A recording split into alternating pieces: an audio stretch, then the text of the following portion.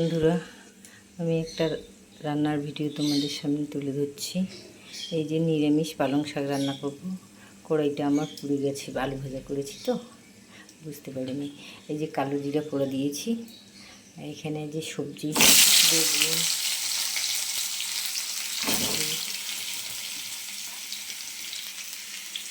এই যে লঙ্কা গোটা গোটা দিয়ে দিয়েছি।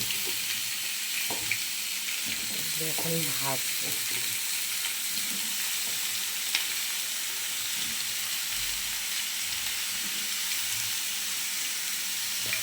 দেখো আমি কীভাবে নিরামিষ পালং শাক রান্না করি।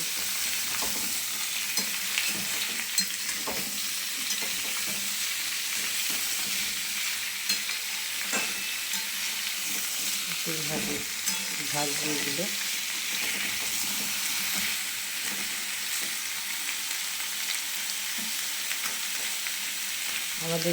আমার রান্নার ভিডিও তোমাদের কেমন লাগে একটু কমেন্ট করো। তোমাদের একটা লাইক কমেন্ট যদি করো আমার খুব ভালো লাগে, তাহলে আমি একটু উৎসাহিত পাই রান্না। নিরামিষ এরকম করে যদি রান্না করো খুব ভালো লাগে। নিরামিষের দিনে তো আর রসুন পেঁয়াজ দেওয়া যায় না।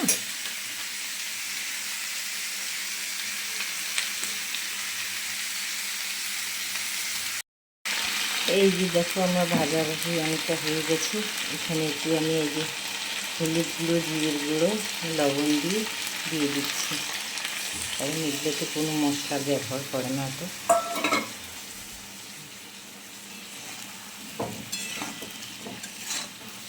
এইসব হালকা ধরনের রান্না, দিতে অত মশলা টশলাই দিতে হয় না, দিয়ে খেতে ভালো লাগে নিরামিষ।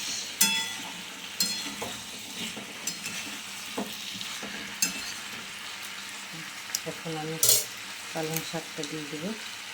এগুলো যেহেতু আমার ভাজা হয়ে গেছে,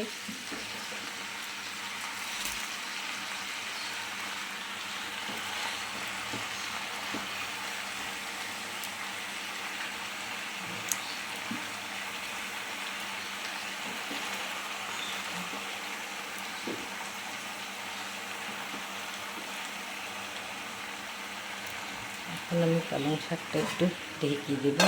লবণ আমি দিয়ে দিয়েছি। খুব পালং শাকে কত জল দিয়েছি, এই জল দিয়েই সিদ্ধ হয়ে যাবে। এগুলো জলটা শুকিয়ে গেলে নামিয়ে নেব। মাখা মাখা। আমি কিন্তু বেশি হলুদ দিইনি এগুলোতে, ওতে খুব আবার হলুদ দিলে শাক কাটা তো নিলে আবার গন্ধ হবে।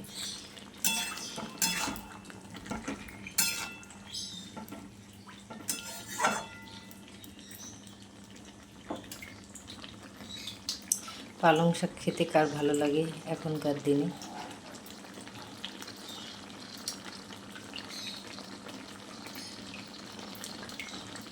ফাইনালি আমার পালং শাক হয়ে গেল।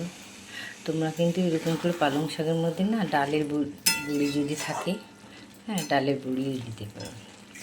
নিরামিষ ডালের বড়ি, যে মুগ ডালের বড়ি, বিউলির ডালের বড়িটা হয় না, এই ডালের বড়িটা ভেজে, কিন্তু আমি বড়ি ছিল আমি দিতেই ভুলে গেছি, আমিও দিয়ে দিয়েছিলাম। এখন হয়ে গেছে, এখন নামিয়ে নেব। কেমন হয়েছে আমার পালং শাক একটু ভালোবাসা দিয়ে পাশে থাকবেন সবাই।